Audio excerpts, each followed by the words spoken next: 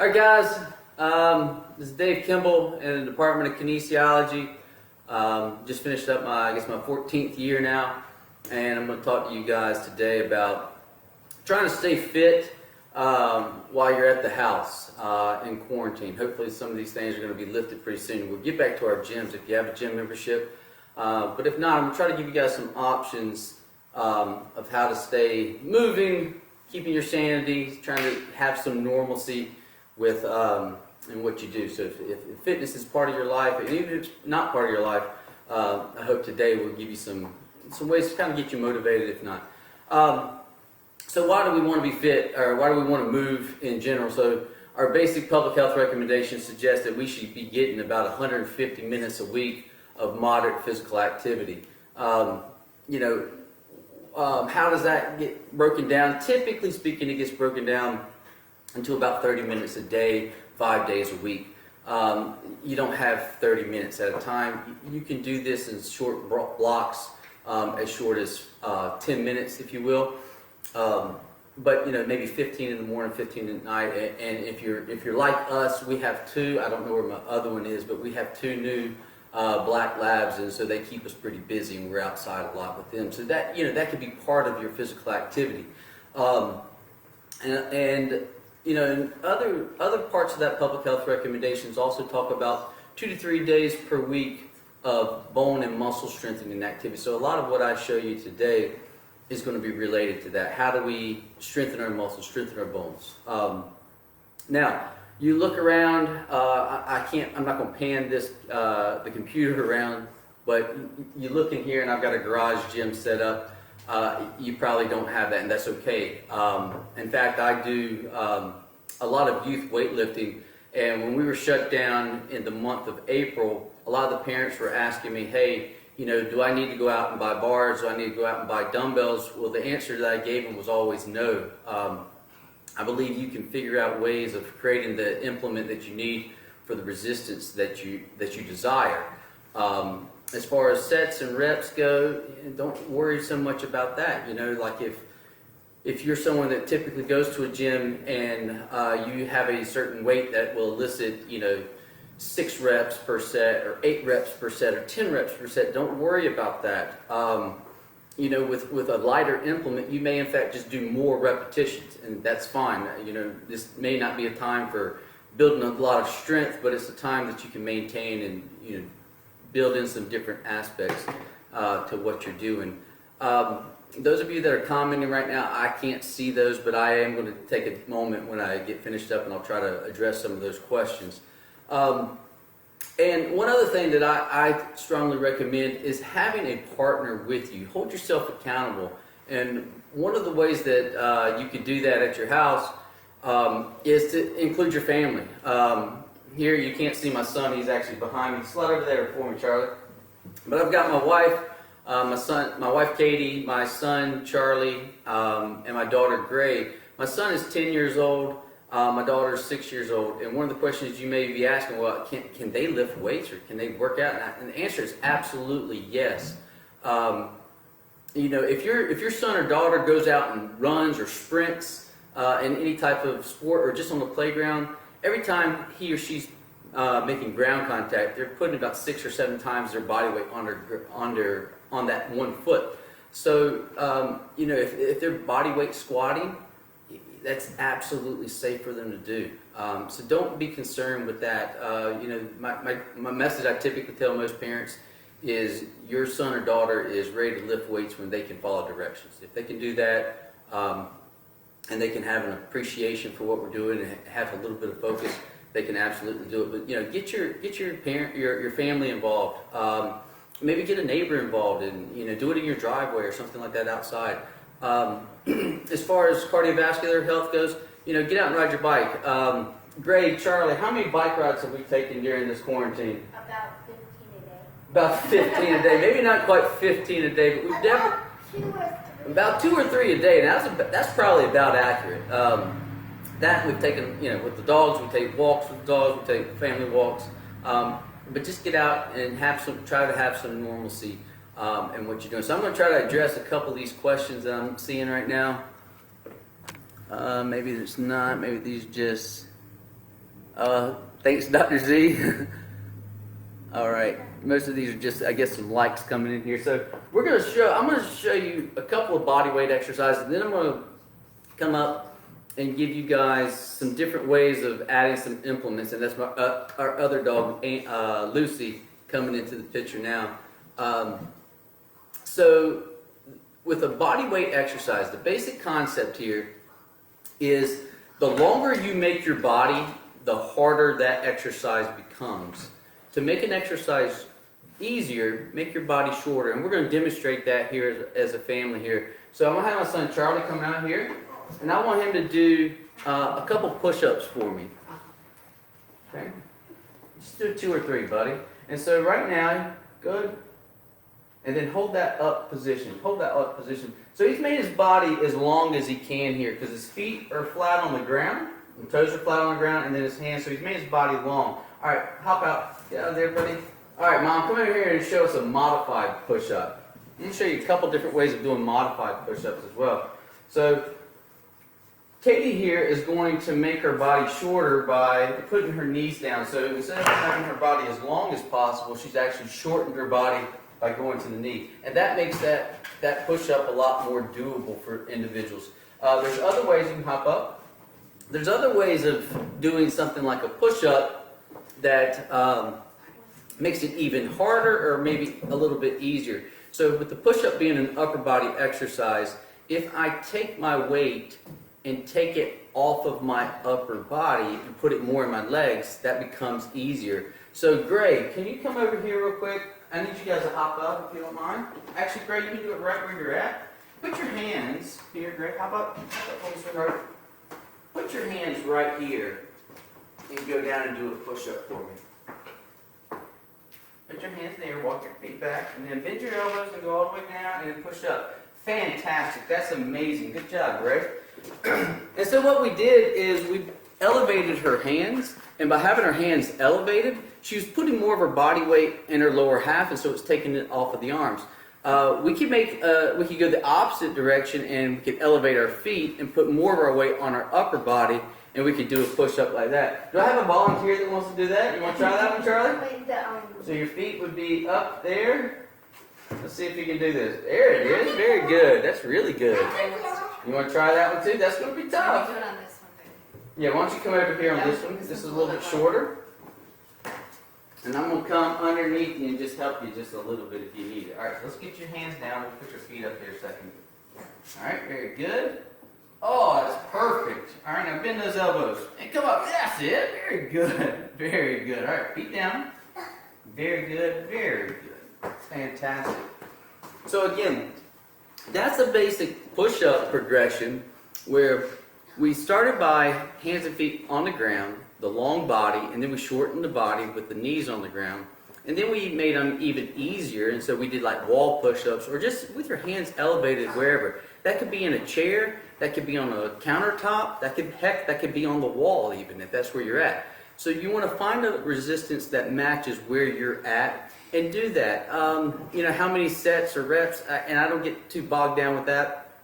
When my kids were away and I was sending them kind of virtual workouts, a lot of what I did is I said, I want you to do as much as you can in a certain amount of time. And so I was trying to create what I call density. And so that's another way of creating fitness. And so not only do you get a muscular fitness benefit and a strength and bone strengthening adaptation from that, but you could also get some cardiovascular adaptations from that as well. The next one I want to show is just a basic body weight squat. And I'm going to show you, I know a lot of people have a hard time getting to a full depth squat.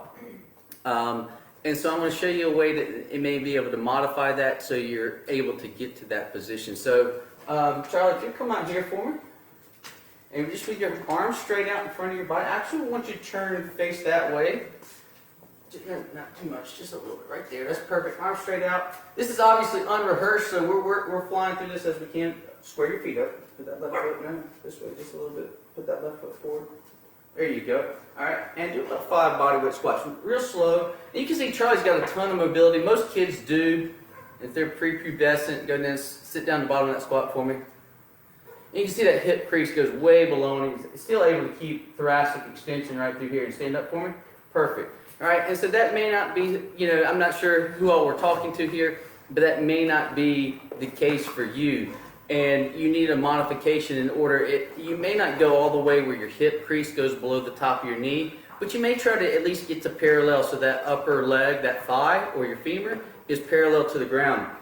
And so one of the ways you can modify the body weight squat is to elevate your heels. What elevating your heels does, and all I've done is I've just taken a piece of 1x4,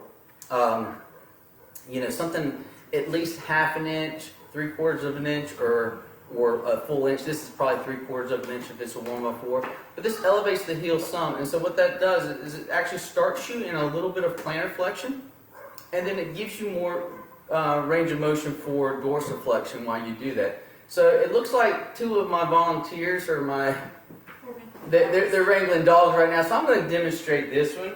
And so what I'm going to show you is, let's imagine as I squat, I have a hard time going any further down than that. And so what I would do is just place this board on the ground, elevate my heels where the balls of my feet are still in contact with the ground. I'm going to put my arms out in front of my body just for balance. And you're going to find that you're going to get a lot more range of motion. It's a lot easier to squat down in a nice deep squat, keeping your chest up like that. So, that's a little quick trick that you can learn. It's just a slight elevation of the heel. Yes, you can try it. You want to do that one? Here, hop in there. Oh, you don't even want this board? Okay, show us your squat. And again, all right, widen up your feet a little bit. About shoulder width. There, very good. Arms out in front of your body. And squat down nice and slow. Beautiful. Beautiful. Very good. You can see all of our kids have been blessed with really short femurs. So squatting and things like that are pretty easy for us Kemble. So I'm going to take a look and see if we got any questions here. And let's see, doesn't look like it. We got some people joining, but no questions right now. Let's see. All right. Let's see what we got here. No, it's a good little family. Oh, fantastic. We got Miss Hughes from the Department of Kinesiology. Well, I hope that works for you, Elaine. I really do. And again, even with the elevation of the heel, you may still find that you're not quite able to go that far down, and that's okay. But through time, you can get to that range of motion. A lot of things with lifting weights or body weight movements, there's some limitations on mobility overall. So that's a quick one that just addresses the ankle, and it may help us in that situation. So now I'm going to go on and I'm going to start talking a little bit about different implements. So you may have tried already, but you may have tried and you've gone on Amazon or somewhere online. You've tried to order some dumbbells or whatnot, and you find out that they're not in stock. Well, that absolutely is the case right now. A lot of places are hard because a lot of folks are now going online and they're trying to buy some things for their house. So what do you do when you don't have built-in resistance, or you don't have a dumbbell at your house, wherever it's at? There it is. You don't have a dumbbell at your house. How can you come up with something? Well, here's what I said. Hey, Charlie, will you run and get a book bag for me real quick? Yes, sir. And just put a couple books in. That's all you need. Just your book bag. All right. So one of the things that I suggested, and I'm gonna pull this up a little bit. One of the things that I suggested for my guys was, to get a 5-gallon bucket or something. And here, I can fill it with any implement that I need. I can add and subtract that implement from there, and that can build in a nice resistance for it. If you have old milk jugs, or you got cat litter, that's one of the things I suggested for my kids. My wife goes to Sam's Club and she gets these buckets of cat litter that are like 35 pounds. Yeah. Did I mention we have puppies? Did I mention that we have puppies? And you might find that, the cat litter is too much. 35 pounds is a lot of weight, right?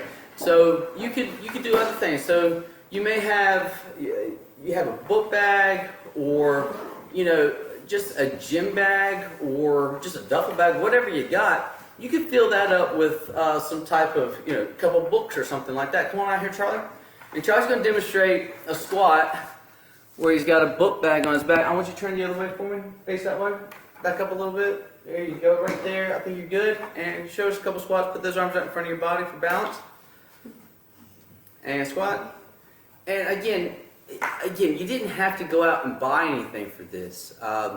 It's just using something that you have access to and trying to get something out of it. Another concept that I made reference to, something like density, and you are short on time. There's lots of different apps that you can get for your phone. Tabata workouts are really, really popular. They are really high intensity, but they allow you to work 20 seconds on, 10 seconds off, and you do the entire workout for 4 minutes, and you can get a fantastic workout in like that. Things like another real quick app is something like a deck of cards, and you can put any exercises that you want to. And again, that's pretty intense workout. It could take you a long time to do that, but just something to change things up a little bit. But this is not a time that you necessarily should be losing any fitness. You may not gain a ton of fitness, but you can absolutely maintain your fitness during this time. And I hope some of this ranting that I did helps you out. If you have any questions, feel free to send me an email. My email address is Kemble, KEMBLEC @ecu.edu, and feel free, like I said, send me an email. I'd be glad to get back with you and help you guys out a little bit. Also, I think over the month of April, I created maybe 12 to 15 different at-home workouts for my kids to do. And again, nothing that I never asked them to have any dumbbells or anything like that. There's a quick description of the workout that we did. And then there's typically some modifications in there too. But if you go to East Carolina Weightlifting, that's my USA Weightlifting club page on YouTube. I think there's at least a dozen of those or so, and you can feel free to try those out. Some things may be a little hard, some may not be that hard. I'm not sure your fitness level, but try those out. And again, feel free to send me an email, and I'd be glad to get back with you. All right. Kimball, you guys got anything to say before we sign off? You want to say anything? All right, Charlie's got a question.